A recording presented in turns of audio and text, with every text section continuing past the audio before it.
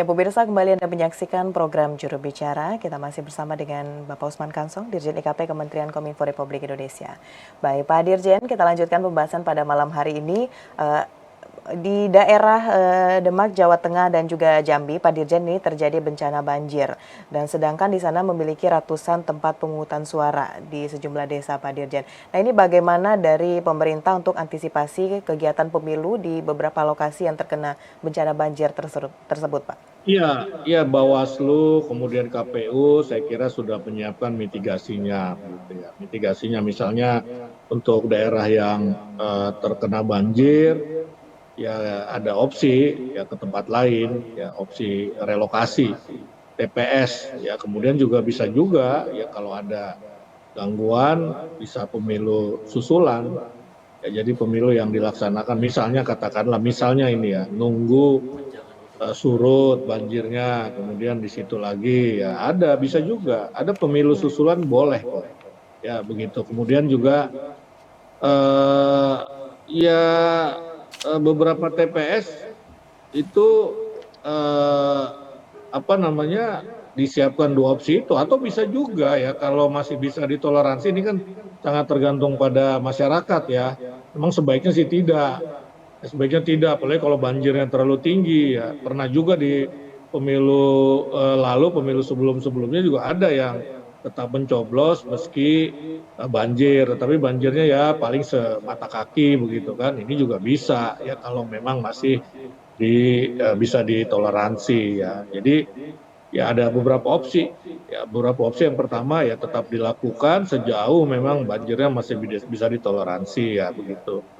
Kemudian itu kalau kalau ada pemilu, ada pencoblosan di tempat banjir biasanya jadi sasaran fotografer itu, jadi berita itu ya.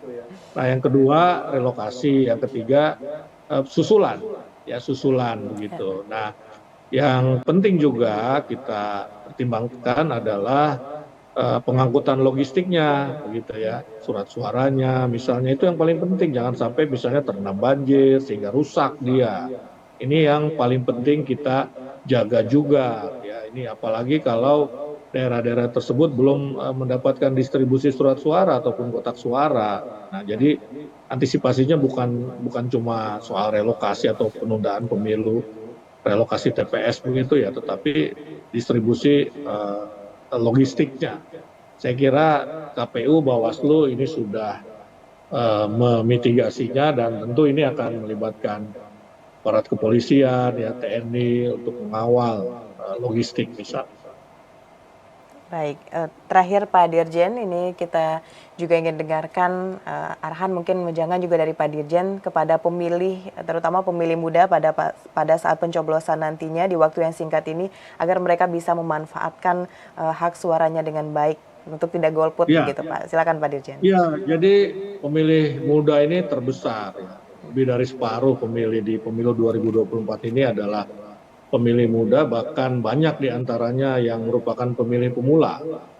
Ya, jadi kita mengimbau yang pertama mereka menggunakan hak suaranya, ya, menggunakan hak suaranya, ya karena pemilih terbanyak generasi muda maka sangat menentukan ini suara generasi muda. Karena itu ya ayo kita berpartisipasi, ya mencoblos di 14 Februari besok begitu 2 hari lagi. Nah kemudian yang kedua ya karena mereka pemilih muda apalagi pemilih pemula maka betul-betul pelajari bagaimana mencoblos yang benar Yeah. ya supaya suara kita sah ya itu.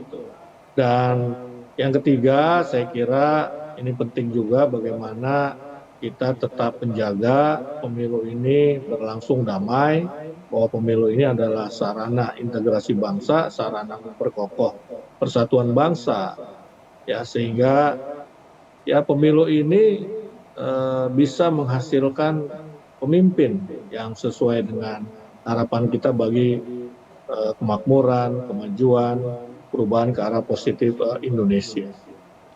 Baik, sekali lagi ayo kepada seluruh masyarakat Indonesia yang sudah memiliki hak suara, seperti disampaikan Pak Dirjen tadi, datang ke TPS pada 14 Februari 2024, gunakan hak suara Anda untuk masa depan Indonesia yang lebih baik 5 tahun ke depan.